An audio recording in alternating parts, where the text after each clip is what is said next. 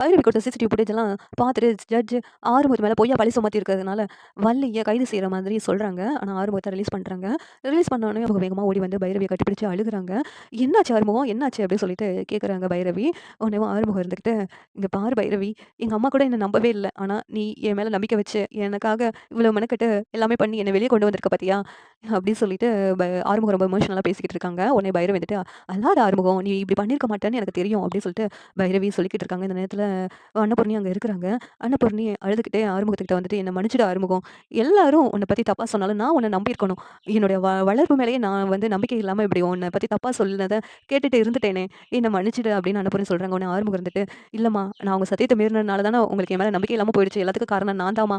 நீங்க தாம்மா என்ன மன்னிச்சிடணும்." அப்படின்னு ஆறுமுகமும் அன்னபூர்ணியும் அழுதுகிட்டு சஞ்சய் இதெல்லாம் பார்த்துட்டு, "இவன எப்படியாவது ஒரு 5 வருஷம் ஜெயில்ல வச்சிடலாம்னு பார்த்தா வெளியில வந்துட்டானே." அப்படின்னு சொல்லிட்டு சஞ்சய் கோவத்தோட பார்த்துட்டு இருக்காங்க. ஆனா ஆறுமுகம் சிரிப்போட பார்த்துட்டு இருக்காங்க. பைரவி வந்துட்டு போனதும் சஞ்சய் பார்த்துட்டு, "என்னடா, என்ன என்னையே ஜெயிலுக்குள்ள வைக்கணும்னு நினைச்சல்ல, இப்ப பார்த்தியா பைரவி என்ன எப்படியோ வெளியில எடுத்துட்டான்ல, பைரவி இருக்கிற வரைக்கும் எனக்கு எந்த பயமும் கிடையாது." அப்படின்ட்டு ஆறுமுகம் ரொம்ப மிரட்டலா சஞ்சய் கிட்ட பேசுறாங்க. உடனே சஞ்சய் இருந்துகிட்டு, "இதுல தப்பிச்சுட்டேன்.